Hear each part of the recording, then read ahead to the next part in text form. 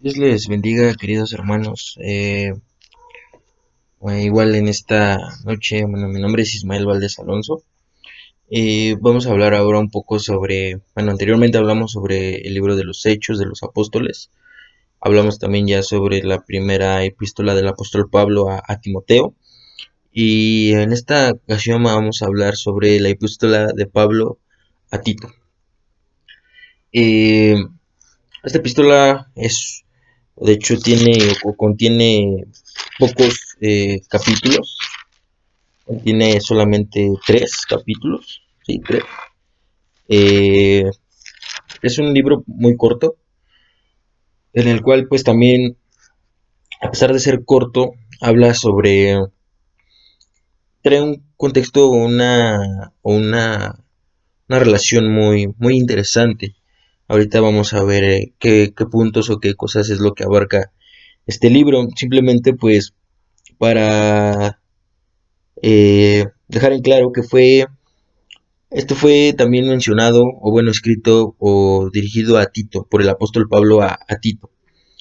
De esta epístola, junto con las de Timoteo, primera y segunda de Timoteo, las consideran o las llaman como unas de las cartas pastorales o de las epístolas pastorales que son escritas por el apóstol Pablo a la iglesia, o de igual manera a Timoteo y en este caso a Tito.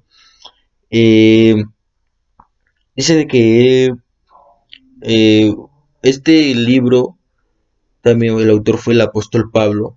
Lo escribió cerca del año 62-64, entre el año 62 y 64 después de Cristo.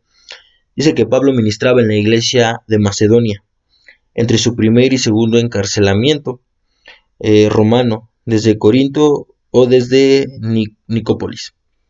Es probable que Tito sirvió con Pablo tanto en el segundo como en el tercer viaje misionero que realizó el apóstol Pablo.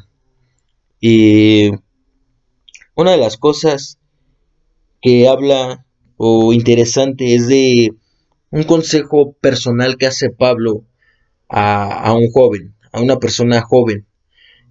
Un consejo de cómo él puede o debe dirigirse a la iglesia en ese tiempo, a los que con él estaban.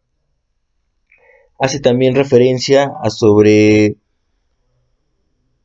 aquellas iglesias tanto en Roma como en Galacia, y Tito se enfoca en explicar y defender la doctrina. Se enfoca en defender lo que la doctrina en Dios, se enfoca en defender esa doctrina, porque también en ese tiempo había falsos maestros, había personas que se levantaban y decían cosas que pues no. Entonces de esa manera Tito se enfoca en defenderla de una manera pues muy interesante. Este libro contiene de la misma manera eh, cosas interesantes para una predicación, para una evangelización eficaz, o un hablar de la palabra eficaz, un hablar de la palabra de Dios buena, de una manera correcta. Habla también el capítulo 1 de versos 5 y el 6 me parece, no, perdón, del verso 5 al 16 habla sobre está entre líderes, habla a líderes, ¿no? Hace el reconocimiento también a los ancianos, eh, también, como les comentaba hace un momento, la represión también a los falsos maestros.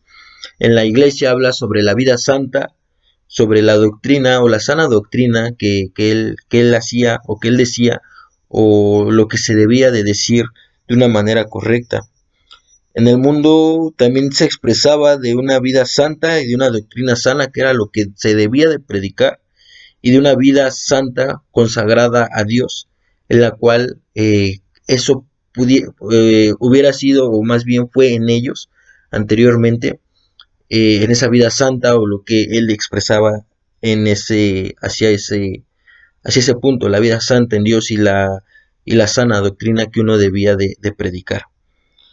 Habla también, eh, tiene también una, una enseñanza de cómo también hoy en día nosotros debemos de hablar, de predicar el Evangelio, de la sana doctrina, de expresar lo que verdaderamente es, porque hoy en día pues también hay pues falsos maestros, hay personas que están tal vez, que no reconocen por completo a la Divina Trinidad, solo reconocen a Dios, o muchas cosas que hoy en día han venido, pero Tito lo que enseñaba en ese tiempo era la sana doctrina, era enseñar y permanecer en ella, la defendía.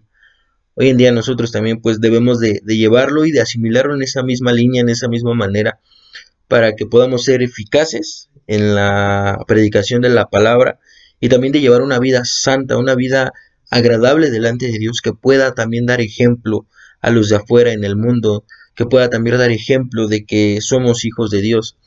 Entonces, hermanos, pues esto es lo principal, es como el punto a lo cual expresa esta epístola del apóstol Pablo.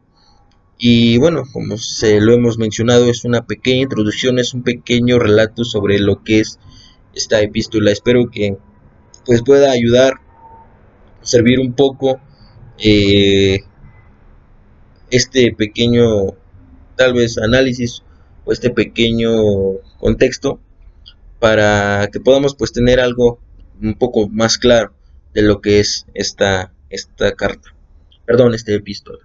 Entonces pues deseo que Dios les bendiga mucho y bueno, seguiremos subiendo un poco más de contenido. Que Dios les bendiga.